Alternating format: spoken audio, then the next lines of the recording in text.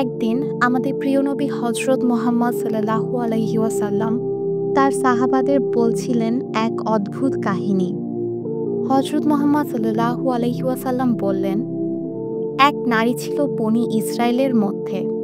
মানুষের চোখে সে ছিল গুনাহগার, অপমানিত। কিন্তু সে একদিন এমন একটি কাজ করল যার কারণে আল্লাহ তার সব গুনাহ মাফ করেন, তাকে জান্নাত দান করলেন। বুখারী ও মুসলিম। কাহিনীটা এমন ছিল, প্রখর রোদের দুপুর, চারপাশে আগুনের মতো তাপ।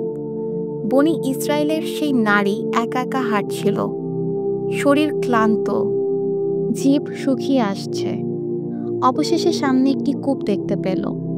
সে কষ্ট করে কূপের ভেতর নামল, পানি পান করল, নিজের তৃষ্ণা মেটাল। ঠিক তখনই কূপের ধারে এক কুকুরকে দেখতে পেল।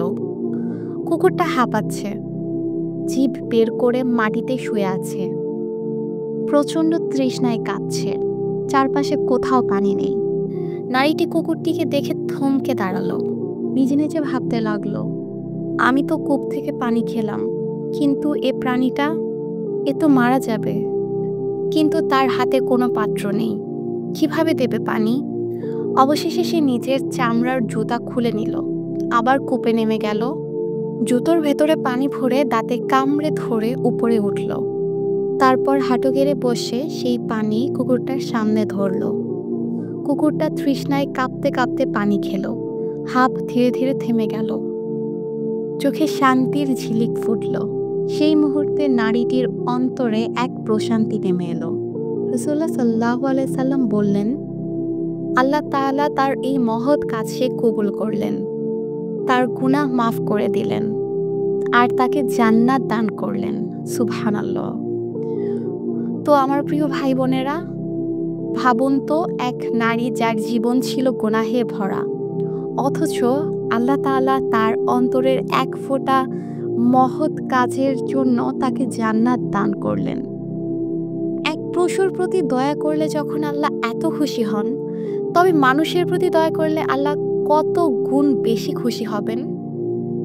হে আল্লাহ, আমাদের অন্তরে দয়া দান করুন, এমন বান্দা বানান যে মানুষের হক বা প্রাণীর হক কারো কষ্ট দেখে নির্লিপ্ত থাকে না।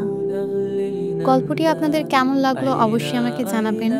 যদি গল্পটি আপনার হৃদয় স্পর্শ করে থাকে তবে অবশ্যই আমার চ্যানেলটি সাবস্ক্রাইব করবেন, ভিডিওটি লাইক দিবেন এবং আমাকে কমেন্ট করে অবশ্যই জানাবেন আপনারা কেমন টাইপের ভিডিও আমার থেকে চান, কী টাইপের ভিডিও করলে আপনাদের উপকার হবে।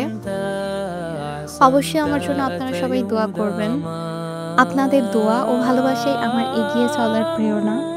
মহান আল্লাহ আমাদের সবাইকে জান্নাতুল ফিরদাউস দান করুন। আবার দেখা হবে অন্য কোনো ভিডিওতে। সবাই ভালো থাকবেন, সুস্থ থাকবেন। আসসালামু আলাইকুম ওয়া রাহমাতুল্লাহি ওয়া বারাকাতুহু।